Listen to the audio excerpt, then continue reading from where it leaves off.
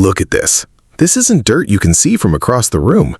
This is the stuff that builds up over years. It's the cooking oil aerosol that floats out of your pan every time you fry something. It's the residue from your hands touching the handle after you've handled food. It's sticky. It catches dust. And if you try to wipe it with just water, you're just moving it around. You're making a bigger mess. I've seen people spend hundreds of dollars on specialty cabinet cleaners. They buy the fancy sprays with the lavender scent and the promises of streak-free shine. They spray it on, they wipe it off, and 2 days later, the stickiness is back. Why? Because most commercial cleaners are designed to smell good, not to break down polymerized grease.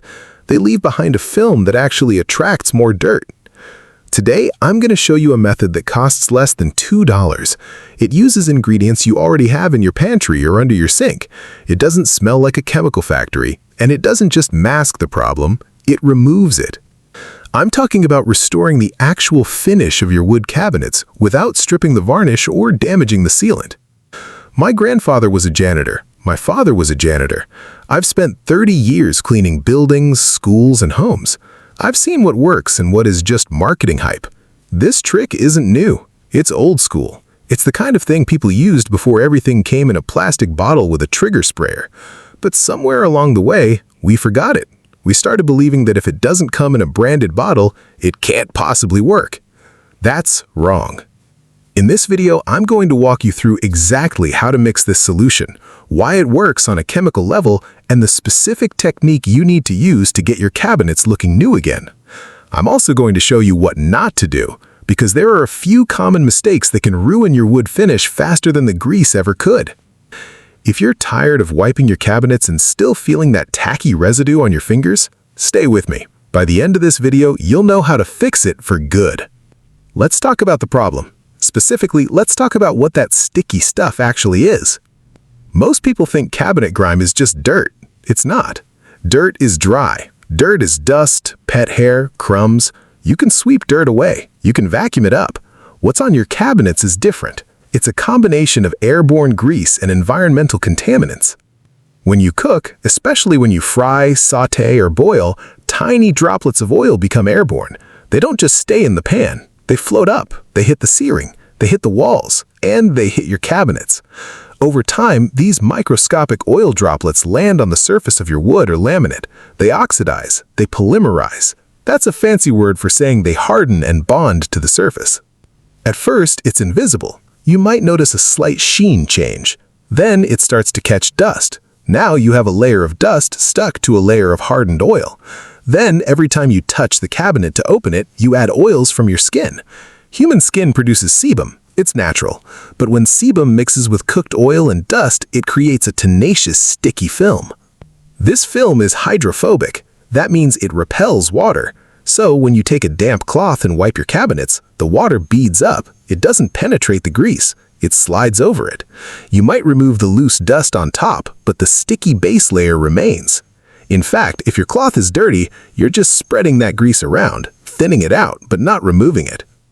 This is why so many people feel like they're fighting a losing battle. They clean their cabinets once a month, they use a generic all-purpose cleaner, the cabinets look okay for a day or two, then the stickiness returns. It feels like the grease is coming back from inside the wood. It's not. It's just that you never fully removed the initial layer. You left a residue, and residue attracts more residue. The other part of the problem is the finish itself. Wood cabinets are usually sealed with polyurethane, lacquer, or varnish. These finishes are durable, but they are porous on a microscopic level. Over years of exposure to heat, steam, and grease, the finish can degrade slightly. It becomes dull. It loses its smoothness. This makes it even easier for grease to adhere. So we have two issues. One, a buildup of polymerized grease and skin oils. Two, a dulling of the protective finish that makes the surface more prone to holding on to that grease. To fix this, we need a cleaner that can do two things. First, it needs to emulsify the grease. It needs to break the bond between the oil and the wood surface. Second, it needs to be gentle enough not to strip the finish.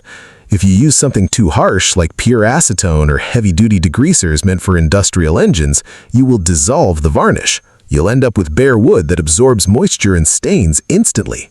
That's a disaster. We need a balance. We need something strong enough to cut through years of buildup, but safe enough to use daily on finished wood. This brings us to the reason why most store-bought cleaners fail. They're either too weak or too aggressive. The weak ones are mostly water with a little bit of surfactant and a lot of fragrance. They smell nice, which tricks your brain into thinking they're working, but they don't have the chemical power to break down polymerized grease. They're designed for light maintenance, not restoration. The aggressive ones are often alkaline-based degreasers. They work fast, they cut grease like nothing else, but they are risky on wood. If you leave them on too long, or if you don't rinse them perfectly, they can cloud the finish or eat away at the sealant. They're also harsh on your skin and your lungs. You don't want to breathe that stuff in while you're cleaning your kitchen. So what's the alternative? We go back to basics. We use chemistry that has been understood for over a century. The solution I'm going to show you relies on 3 components. First, liquid dish soap. Not hand soap, not laundry detergent. Liquid dish soap. Specifically a brand that is known for cutting grease. You know the ones, the blue liquid or the green liquid. These soaps are formulated specifically to emulsify fats and oils. They contain surfactants that grab onto oil molecules and surround them, allowing them to be lifted off the surface and suspended in water. This is the heavy lifter in our mixture. Second, white distilled vinegar. Vinegar is acetic acid. It's mild, but it's effective. Its primary job here isn't to cut grease. Acid doesn't cut grease well. Its job is to dissolve mineral deposits and to neutralize any alkaline residues. It also acts as a mild disinfectant. But more importantly for cabinets, vinegar helps to restore shine. It removes the hazy film that soap can sometimes leave behind if not rinsed properly. It cuts through the dullness. Third, warm water. Water is the carrier. It dilutes the soap so it's not too harsh. It helps the vinegar spread evenly. And warmth matters. Warm water helps to loosen the grease. Think about washing dishes. Cold water leaves grease on the plate. Hot water melts it away. We aren't using boiling water. That could damage the wood finish or warp the wood if it seeps into seams. But warm water, around 100 to 110 degrees Fahrenheit, is perfect. It activates the soap and helps soften the hardened grease. Some people online will tell you to use olive oil or coconut oil to condition the wood after cleaning. I'm also going to advise against that for most modern cabinets. Most modern cabinets are sealed with polyurethane or lacquer. These are plastic-like coatings. They don't absorb oil. If you put oil on them, it just sits on top. It attracts dust. It goes rancid. It creates a new layer of grime. Oil conditioning is for unfinished wood or antique furniture with oil-based finishes. For your average kitchen cabinets, oil is a mistake. So, our trio is simple. Dish soap, white vinegar, warm water. That's it. No essential oils, no secret powders, just 3 things that work together. Now let's get into the solution. Here is exactly how to make it. You need a spray bottle, preferably glass, but plastic is fine. Make sure it's clean. If you're reusing an old bottle, rinse it out thoroughly. Step 1, fill the bottle with 2 cups of warm water. Not hot, warm. You should be able to comfortably hold the bottle in your hand. Step 2, add 1 tablespoon of liquid dish soap. Just 1. You don't need a lot. Remember, we are emulsifying grease, not creating a foam party. Too much soap will leave a residue that is hard to rinse off. 1 tablespoon is enough for 2 cups of water. Step 3, add 1/4 cup of white distilled vinegar. That's 4 tablespoons. The ratio is important. We want enough vinegar to cut the haze and neutralize, but not so much that the smell is overwhelming. The vinegar smell will dissipate quickly as it dries. Step 4, screw the cap on tight. Gently invert the bottle a few times to mix. Do not shake it vigorously. You don't want to create a bunch of foam. Foam is air. Air doesn't clean. Liquid cleans. We want a uniform mixture, not a bubbly mess. That's your cleaner. It cost you pennies. It's non-toxic. It's safe for kids and pets once it's dried. And it's effective. But here is the critical part. The mixture is only 50% of the solution. The other 50% is the technique. If you spray this on and wipe it with a dirty rag, you will fail. You need to follow a specific process. First, preparation.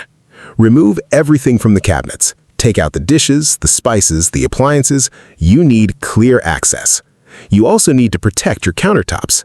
Even though this solution is mild, you don't want vinegar sitting on granite or marble for extended periods, as it can etch natural stone.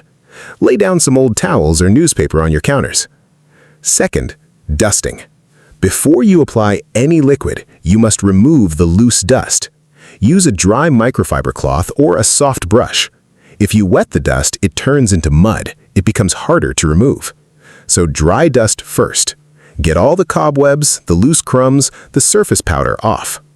Third, application.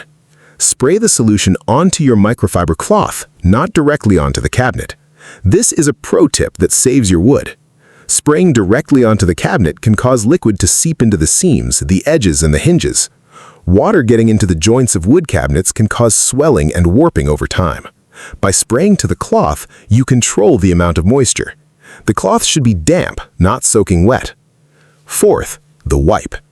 Wipe the cabinet surface following the grain of the wood. If it's laminate, wipe in straight, overlapping strokes. Start from the top and work your way down. Gravity is your friend.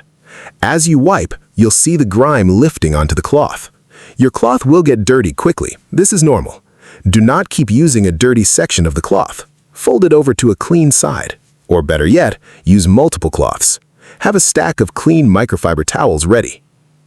Fifth, the rinse. This is the step most people skip. After you've wiped the entire surface with the solution cleaner, you need to wipe it again with a cloth dampened with plain warm water. This removes any remaining soap residue. Soap residue is what causes streaks. It's what makes the surface feel sticky again after a day. Rinse thoroughly. Sixth, the dry. Immediately after rinsing, take a dry, clean microfiber cloth and buff the surface dry. Do not let it air dry. Air drying can leave water spots, especially if you have hard water. Buffing it dry also helps to bring out the shine. It polishes the finish.